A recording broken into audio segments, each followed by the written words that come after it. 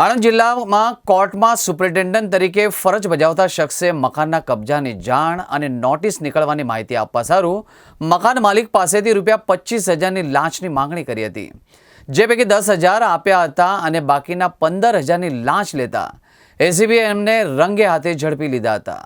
આણંદ શહેરમાં રહેતા ફરિયાદી વિરુદ્ધ બેંક દ્વારા સરફેસી એક્ટ હેઠળ ફરિયાદીના મકાનનો કબજો મેળવવા આણંદ સિવિલ કોર્ટ દ્વારા ન્યાયિક પ્રક્રિયા હાથ ધરવામાં આવી હતી। એ અંતર્ગત 23મી એપ્રિલના રોજ ફરિયાદીના મકાનનો કબજો બેંકને સોંપવા હુકમ કરવામાં આવ્યો।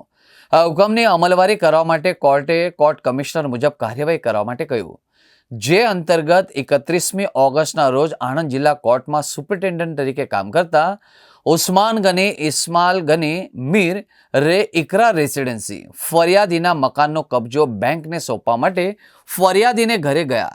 જો કે એ સમયે તેમણે મકાનનો કબજો બેંકને અપાવ્યો ન હતો અને બાદમાં ઉસ્માન ગની મીરે રૂબરૂમાં તેમજ ટેલિફોનિક સંપર્ક કરી તેઓના મકાનનો કબજો લેવા કોર્ટના માણસ આવે તેવી જાણ તથા આગામી પોઝેશનની નોટિસ નીકળશે તેની જાણ કરવા સારું વ્યવહાર પેટે ₹25,000ની લાંચની માંગણી કરી, જે પૈકી ₹10,000 અગાઉ લીધા અને બાકીના ₹15,000ની માંગણી કરી।